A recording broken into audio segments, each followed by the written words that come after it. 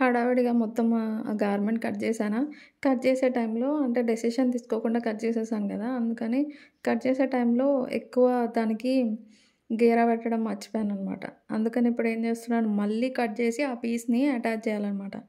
Attach చేసేటప్పుడు ఒక పెద్ద ప్రాబ్లమ్ అయింది. ఎందుకంటే ఆల్రెడీ కట్ చేసిన పీసెస్‌లో నుంచి మళ్ళీ అటాచ్ చేయడానికి పీస్ కట్ చేశాను గదా! అది కొంచెం క్రాస్ వచ్చిందనమాట. ఆ క్రాస్ వచ్చిన పీస్‌ని పెట్టుకొని మళ్ళీ ఇంకొకసారి కట్ చేయాల్సొచ్చింది ఆ పీసు. ఒక్కసారి చూసుకోకుండా కట్ చేసినందుకు మొత్తం అంతా మళ్ళీ కట్ చేయాల్సొస్తుంది.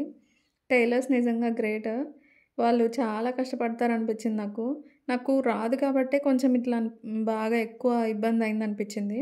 ఆల్రెడీ కొంచెం హ్యాండ్స్ ఆన్ ఎక్స్‌పీరియన్స్ ఉన్న వాళ్ళకైతే ఈజీ అవుతది. బట్ ఎంతైనా గానీ చాలా కష్టం స్టిచ్చింగ్ జేయడం.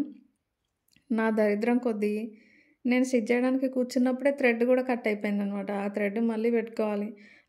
నిజంగా ఆ థ్రెడ్ ఆ చిన్న నీడిల్‌లోకి పెట్టడమే పెద్ద టాస్క్. అది చేయడమే చాలా కష్టం.